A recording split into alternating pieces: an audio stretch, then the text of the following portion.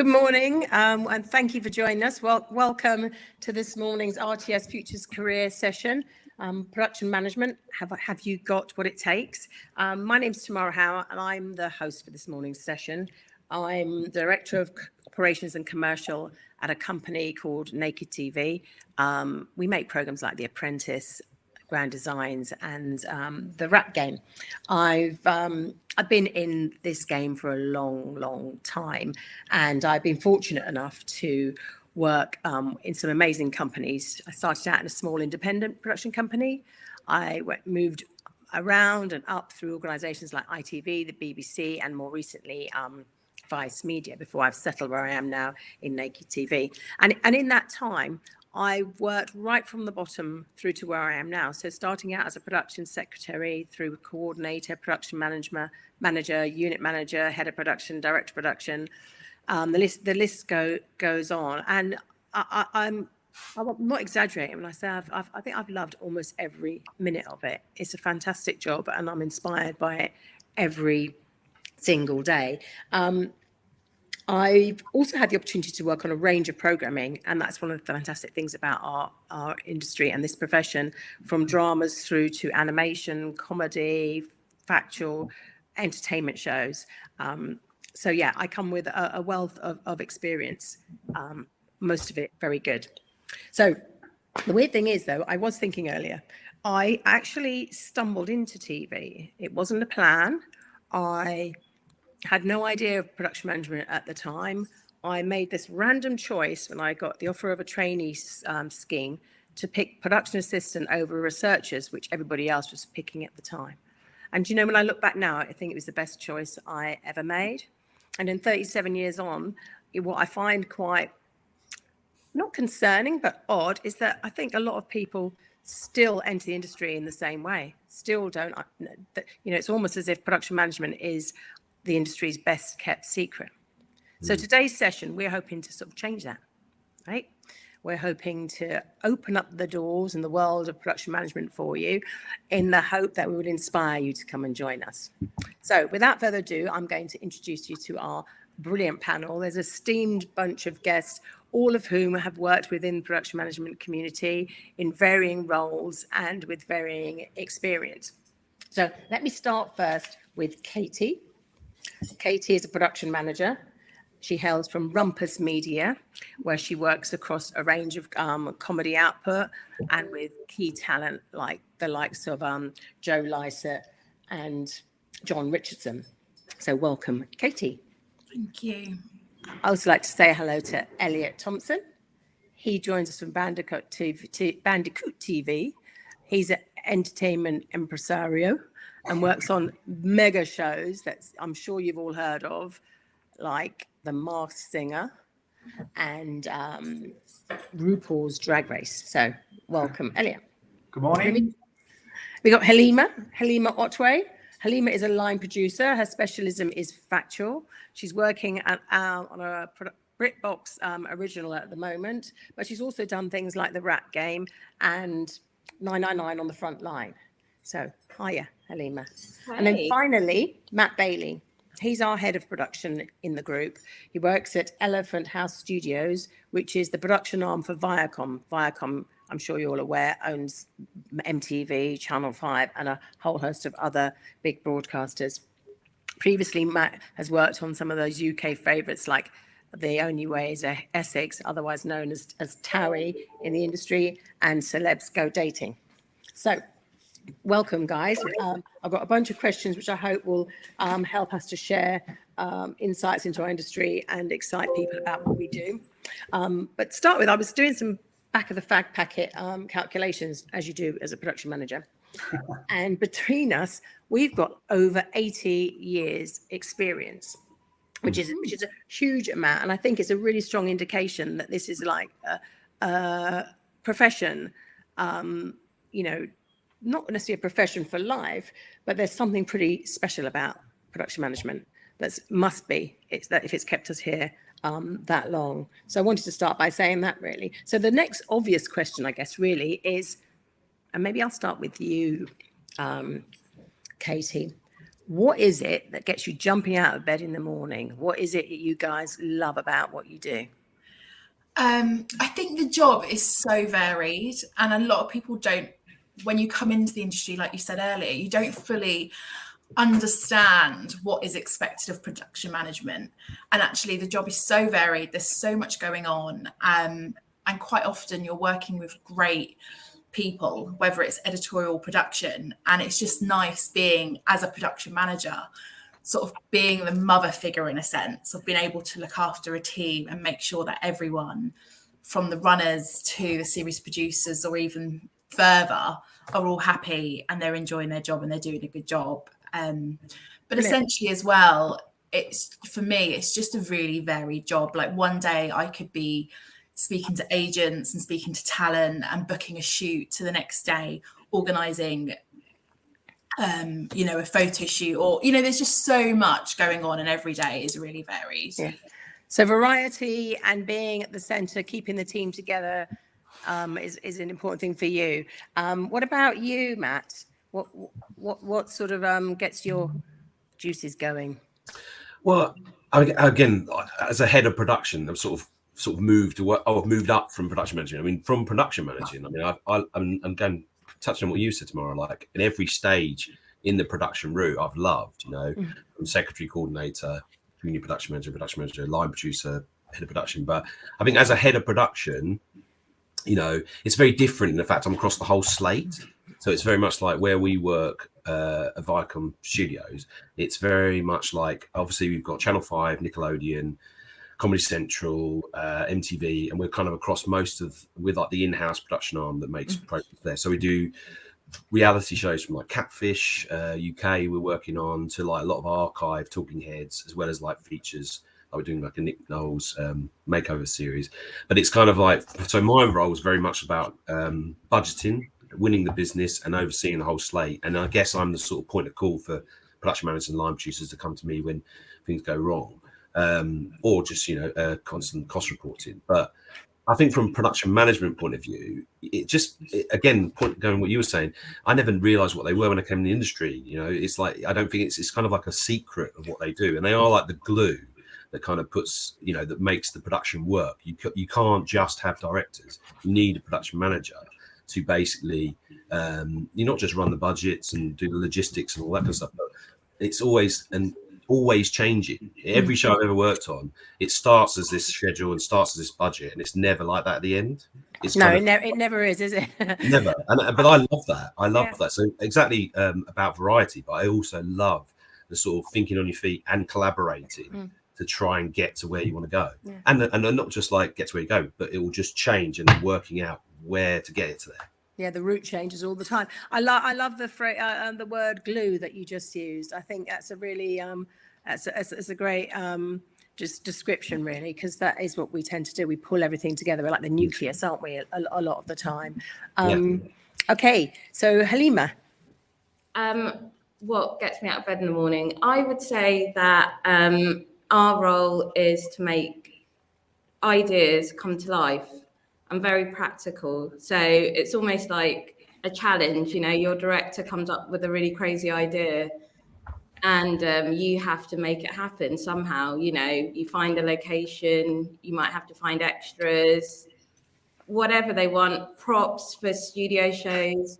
It's a fun challenge. And I feel like it's creative as well, because what is an idea if it doesn't come to life? It never gets seen. So,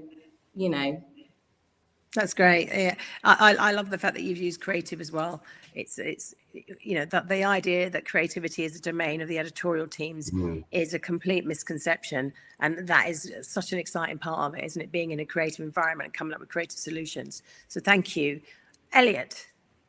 I mean, to piggyback on what everybody has already said, for me, I think it's satisfying work. Like, it's satisfying, especially because production management, they tend to be the people who are there at the start and there at the end. It's really satisfying to see something from, referring to Massing, I was there on series 1 when, Bandicoot hadn't had that many commissions at that point. And it was really satisfying to see that from that very first point all the way through, and also seeing the success that it's gone to now. That's what gets me out of bed in the morning, because you never know what you're going to see germinate that day. The element of surprise. Yes, yeah.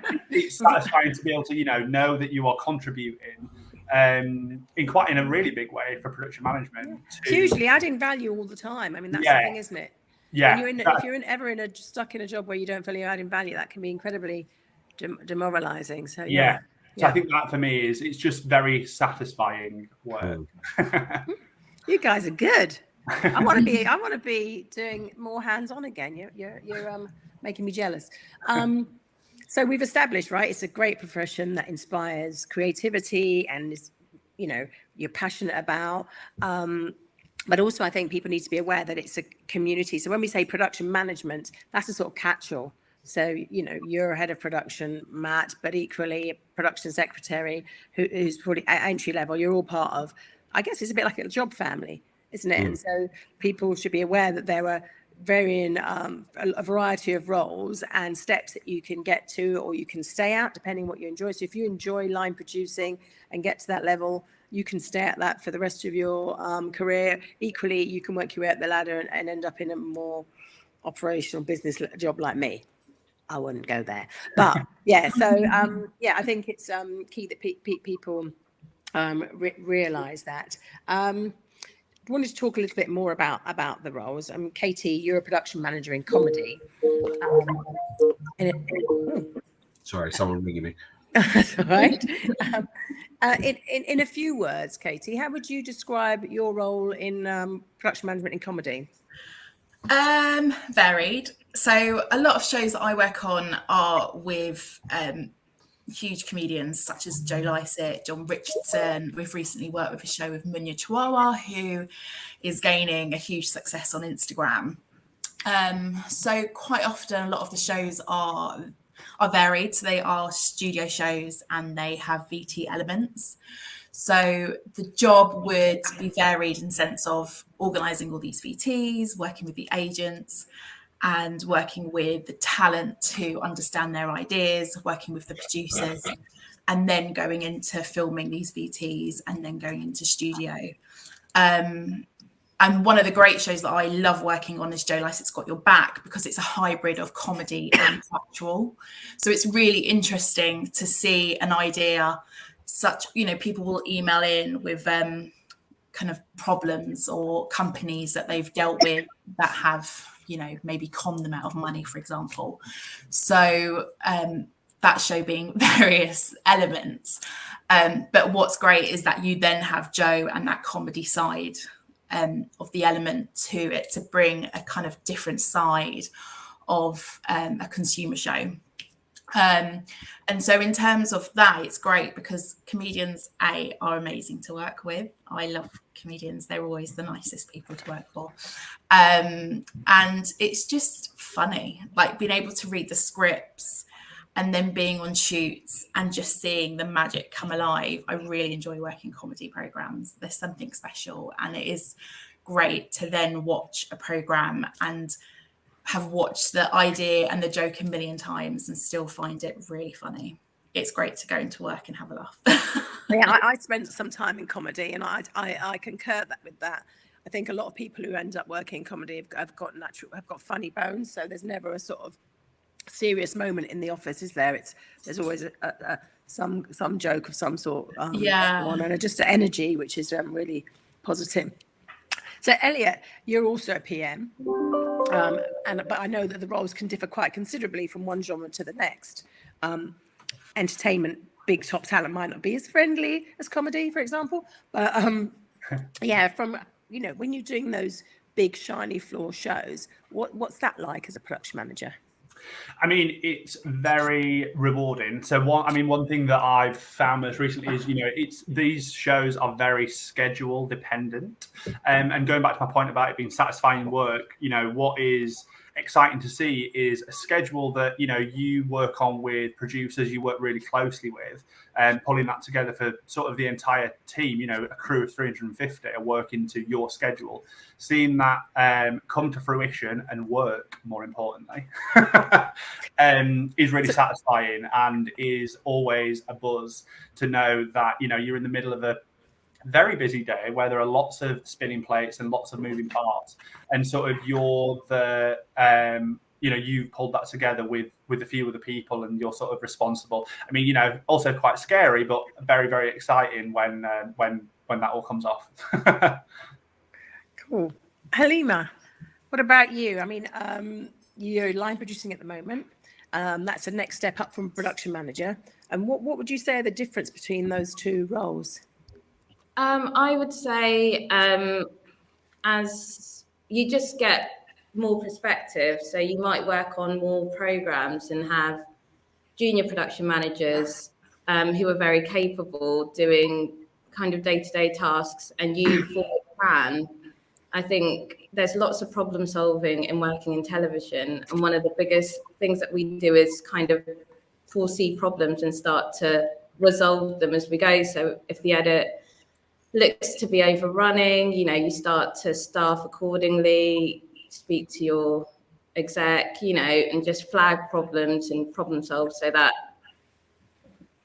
everything stays on track as much as possible. Everything goes according to plan. I mean, picking up both of you've talked about scheduling, Elliot and Halima. You talked about sort of planning, looking ahead. I mean, planning and thinking ahead is a really key part of a production management's role, isn't it? It's like, being able to have the foresight to be one step ahead of your editorial counterparts, and sort of second guessing or preempting what may go wrong and avoiding it. I think it's a critical part of the job. If you enjoy organising, if you're the one in your friendship group who organises the holiday, gets everyone to the airport, make sure you've got enough time in duty free, make sure you've got a sneaky bottle of Prosecco in your handbag, production management could be the job for you. So Matt, as head of production, where does that fit into the PM family? I know you talked about it a bit earlier, and what does it entail? Where it fits is, so like my career path, it was like production manager, line producer, then production executive, and then head of production, and kind of where it sits. I mean, touching on what you said earlier, Tamara, it's like I kind of feel a little bit more removed from the day-to-day of productions. I sort of miss it because I think that's when, as a production manager, you're involved in all the detail, and also depending on the job, you could be on location for 10 weeks or 6 weeks or whatever, and you kind of know the team in and out, and I think you become like a bit of a family, on certain projects, definitely. So for my role, it's sort of much more sort of, I work with 3 or 4 production executives, but I also personally try to, some of the bigger shows, I'd be more involved, probably like a product exec, and work closely with line producers and PMs. And so, as I was saying earlier, I'm across like a slate of programs. So, we did 200 hours last year. So, wow. And it ranges from, small little archive show, talking heads, like, Royal series, things like that, to, like I said, Catfish UK, which is like a vast casting team.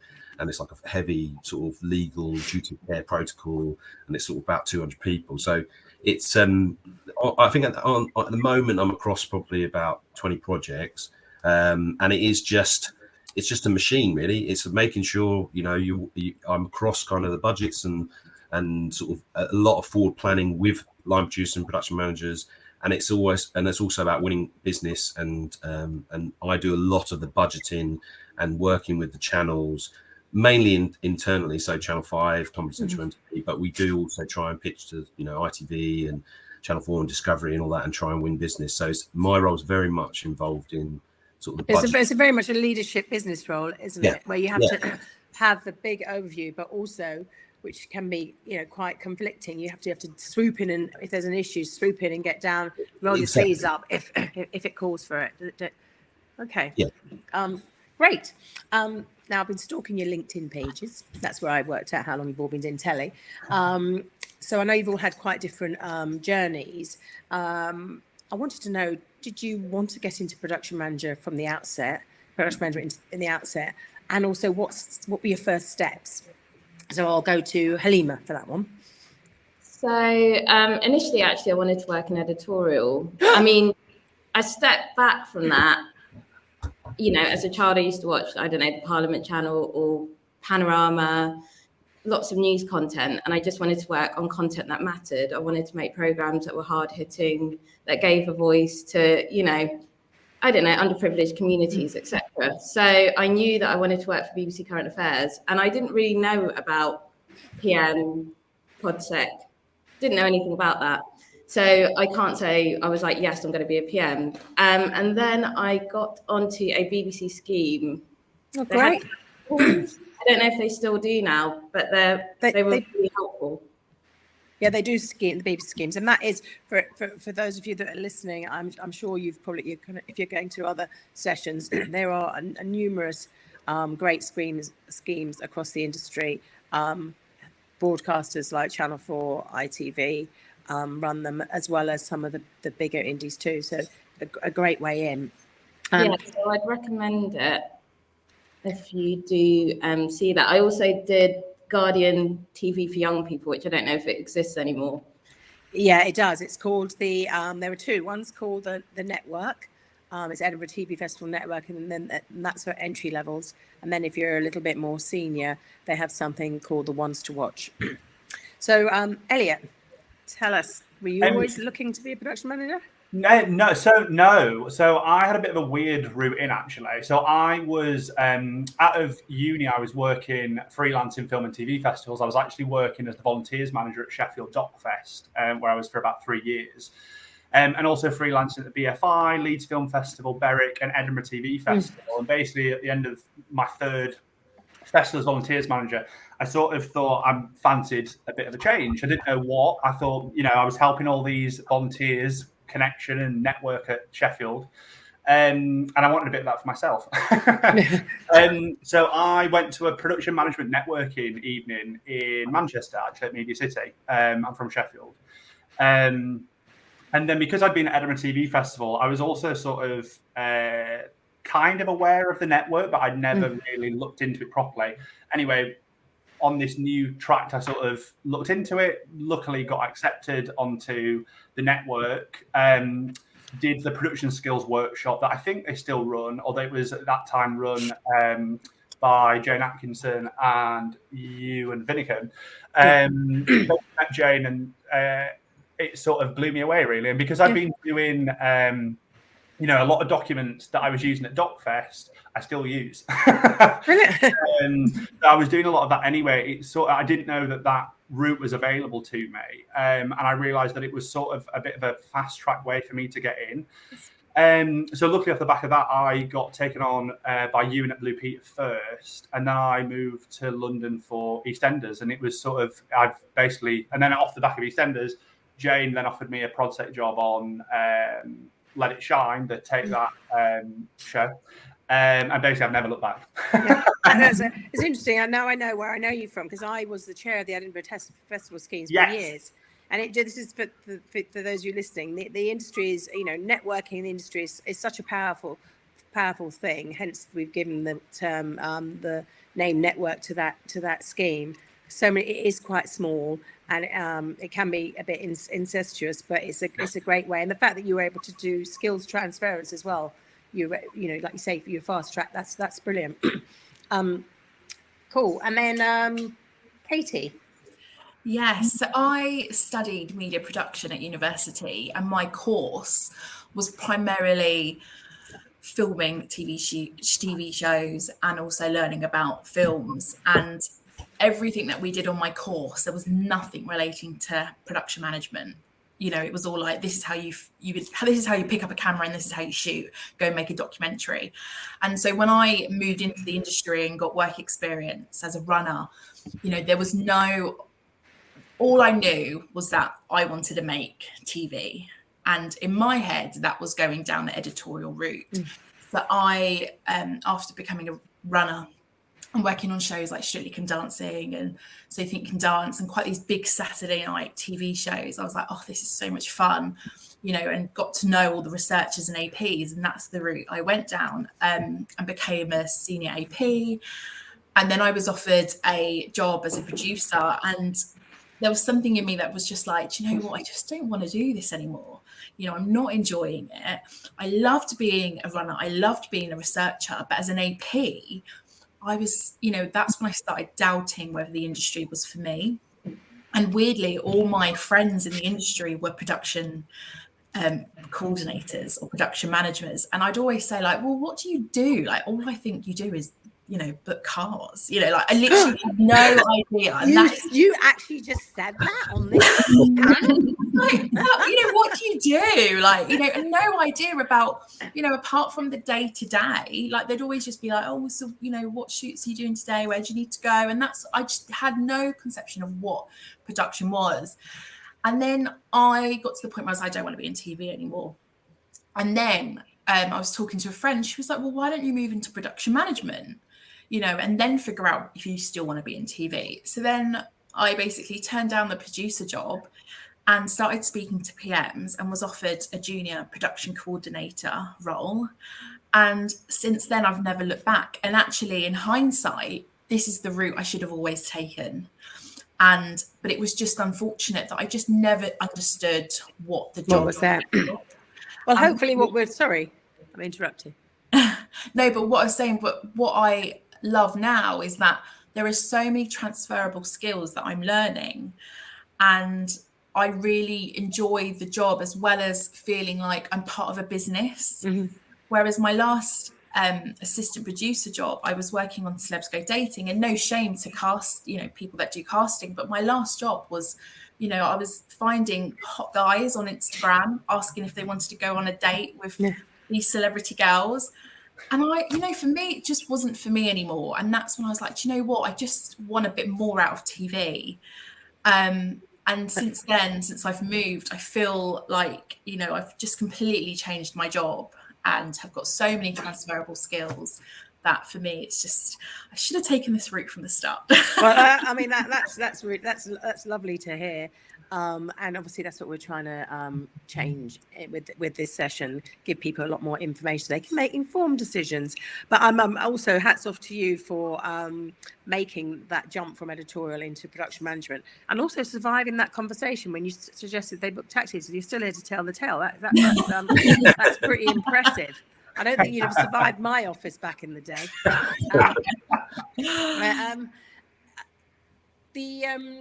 In terms of skills and some of the elements of what we have to do, one of the biggest things is the creative problem solving. A lot of you have alluded to that, and it can be quite a buzz, can't it? I just wanted to know if you could think about some of the craziest things you've been asked to do in your time, or even done of your own volition, trying to solve a problem, trying to make things happen, keep the show on the road.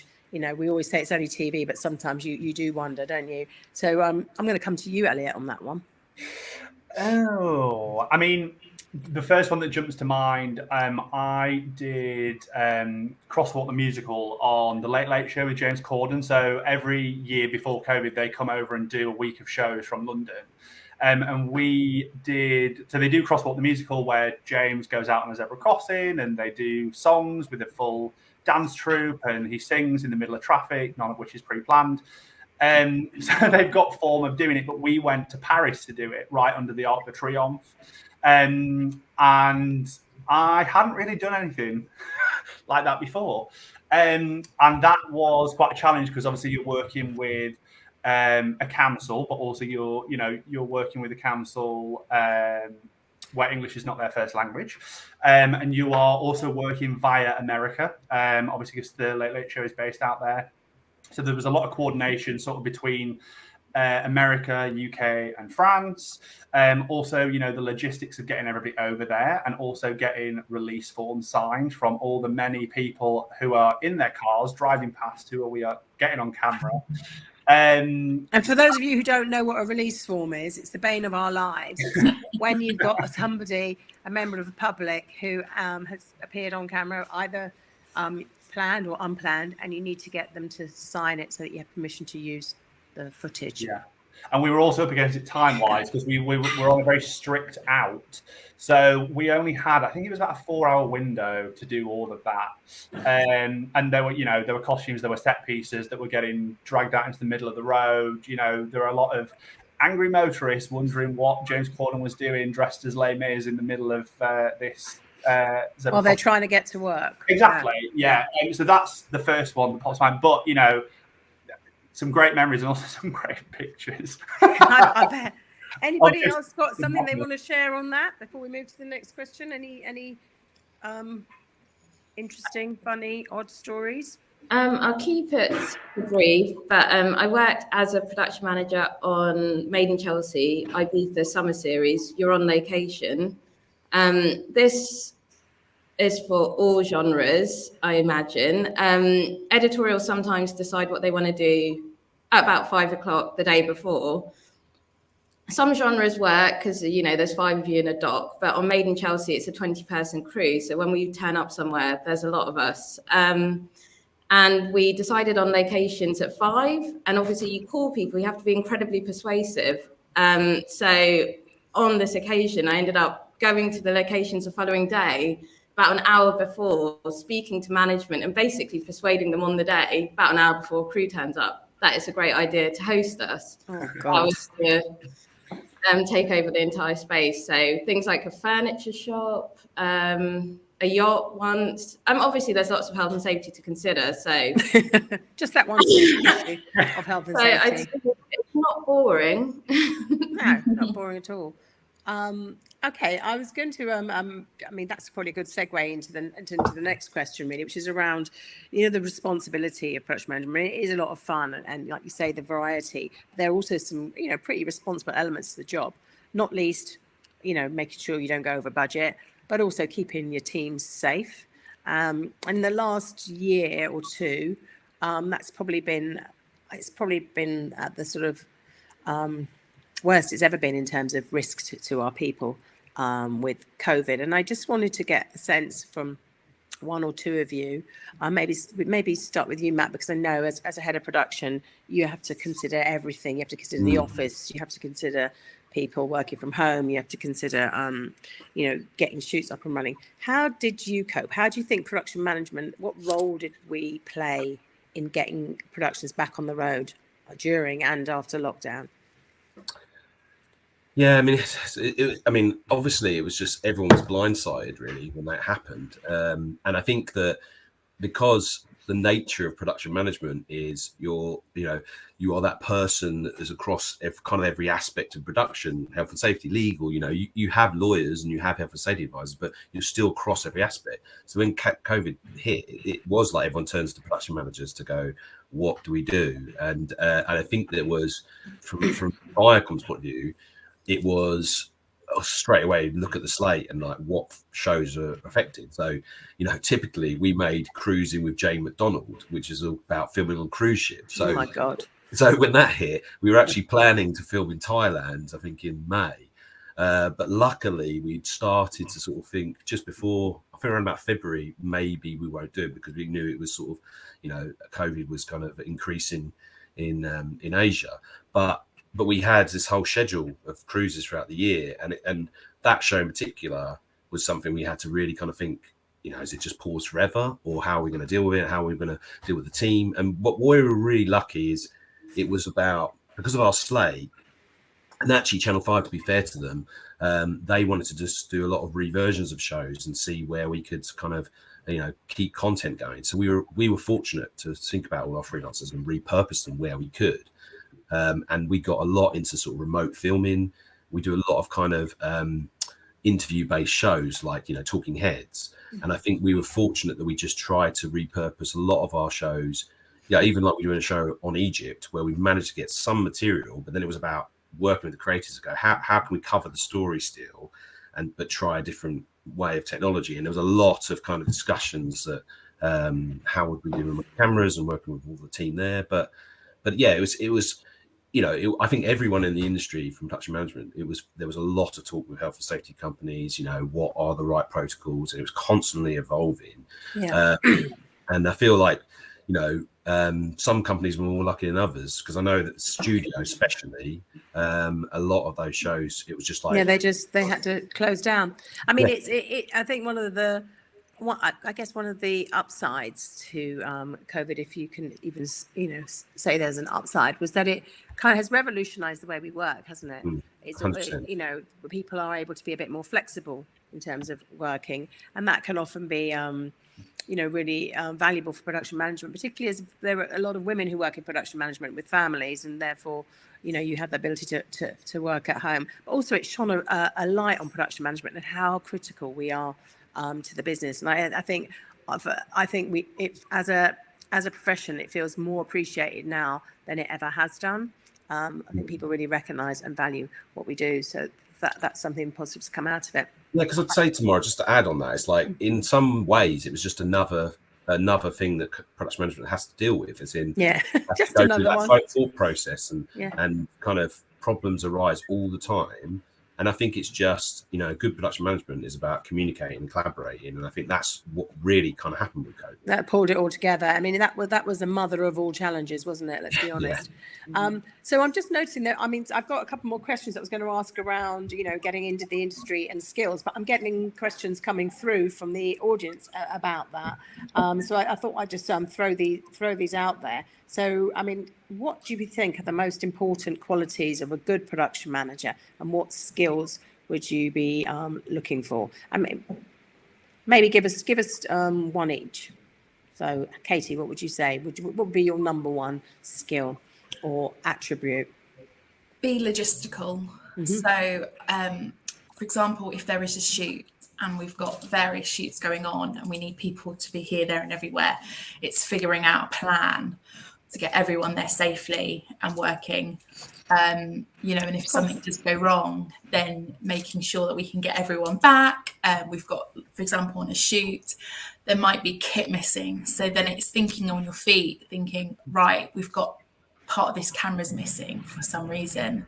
So rather than just saying, we'll just have to shoot. Sometimes you can't. So sometimes it is literally picking up the phone, working away of, right, we need to get this piece of the camera. We can't afford a courier, so we're going to have to find someone to bring it up to this, and it's just constantly. So is that solution focused? And what are your plan Bs? Plan Bs I always find are very helpful, or Cs and Ds. Anyone else? Elliot, what would you say? An ability to be flexible. I think building on what Katie was just saying, I think, all best laid plans go awry. And I think an ability to be calm under pressure and not get stressed when, you might have spent a couple of weeks doing a schedule and something, like Matt was just saying about COVID, that was a curveball for everybody. And, every company had plans that went awry because of that, and being able to be flexible and being open to that flexibility, I think is really important. The flexibility, logistics. Halima, anything from you, from attributes and skills, really important? I would say being able to prioritize, because in our role across the board, whether you're head of production or a prod sec, you get lots of requests and everyone thinks that what they've asked needs to be done immediately, and then everything's important. So you really have to know what is actually important and what can wait, and how to manage the people. So manage your expectations. That's a really good point. One of the things for me that I always think is incredibly important is to have a real passion for the editorial. There's the difference between a good production manager and a brilliant production manager is that interest, that curiosity, and not just worrying about the logistics and everything else, but also being passionate enough to pop into the edit suite and ask to get a sneak preview, or to get down on location, or to get behind the scenes. I think that's the fun part of the job, but it's also the job that wins you credibility with your editorial peers and helps those partnerships and relationships.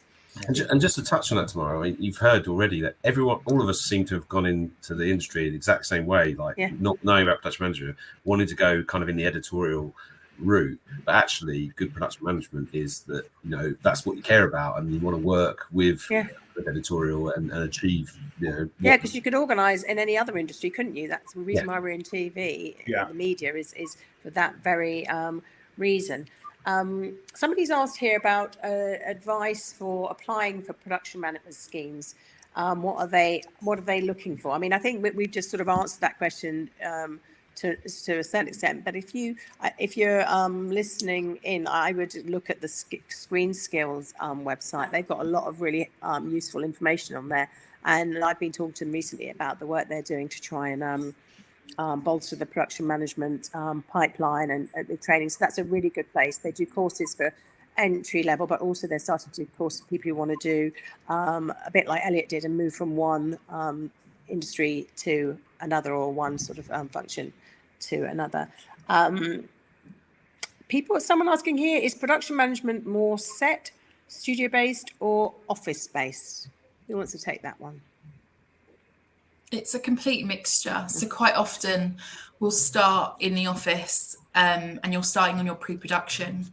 And then depending on the show, you know, for example, Joe Lyce's Got Your Back, it's part VTs, but also part studio. So quite often, you know, for me, I am working from the office or working from home. And every so often I'll go onto location just to kind of be an extra pair of hands or support. And also sometimes it's quite fun being there and being, you know, sometimes I might dress up as a dog on a each to their own. No hands. But then also, you know, you then do have the studio. And if you are in studio, you will, you know, if it's a studio show, you will be in studio. And you're working in the production office in the studio. So it completely depends on the sort of production that you're working on. But also, you know, the industry is so varied. And because production, you know, there's so many, you know, we need so many new people coming into this industry. You kind of also get a choice in a sense of what you apply for. And if there is a particular show or a particular genre that you're interested in, whether it's whether it's a genre where it's mainly, you know, VTs or it's mainly studio, they're the sort of shows you can kind of choose to kind of, well, hopefully work on if you obviously get the job. But, you know, it's a real mixture. And I like that mixture. Too many studio shows after a while, I'm like, oh, get me on location. Yeah. Thank you. I mean, touching on that point as well, I mean, there's a lot of location production managers, isn't it? And what you're saying, Kate, is like, I think it is vast, the variety of roles. And I think, especially in production management, because there is obviously more interest of people wanting to get in the industry to go into editorial. So actually, I think there's a small pool of people in production management, and there's a lot of programs being made. So you can actually be more picky, really, and go, I want to do more shows which are on location. I want to do more studio, because I think that because I think a lot of people come in the industry wanting to be researchers and APs. So when you find you enjoy production management and you go in it, then there's the scope of what you want to focus on. There's a huge amount. I mean, I was lucky enough to do a huge amount of traveling with my job. I went, you know, whether it's the hills of Jamaica to the streets of New York to Venice, you know, it's afforded me a really good life experiences. So, again, I can highly recommend.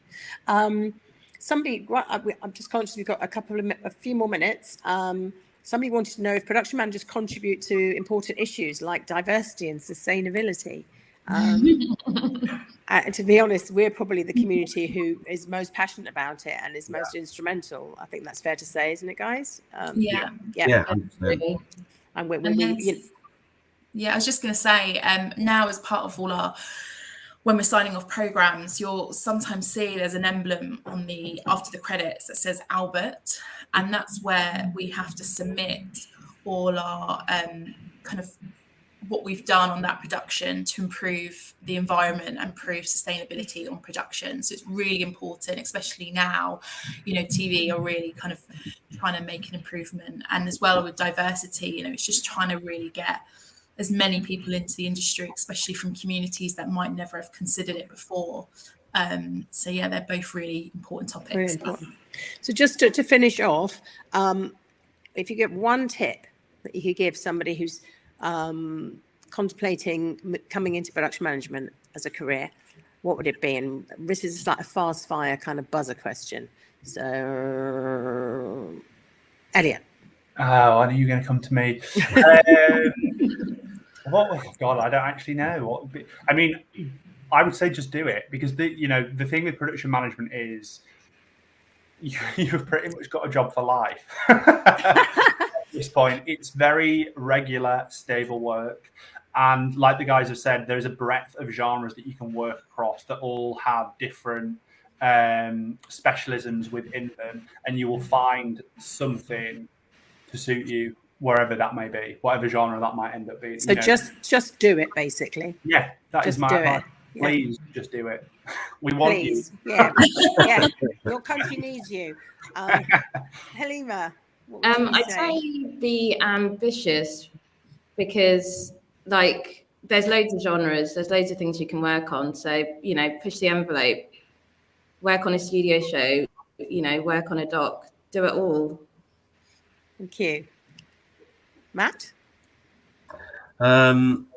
Yeah, I mean, I just think it's, you know, when I went into production management or went into TV, I had no idea about the role. And I think, touching on what Elliot said, there's such a demand for people, but I wanted to learn about how productions worked. I was like 19 when I started in telly. I didn't even go to university. I sort of like came in and I just knew I wanted to do something in television, but it was like, had no idea.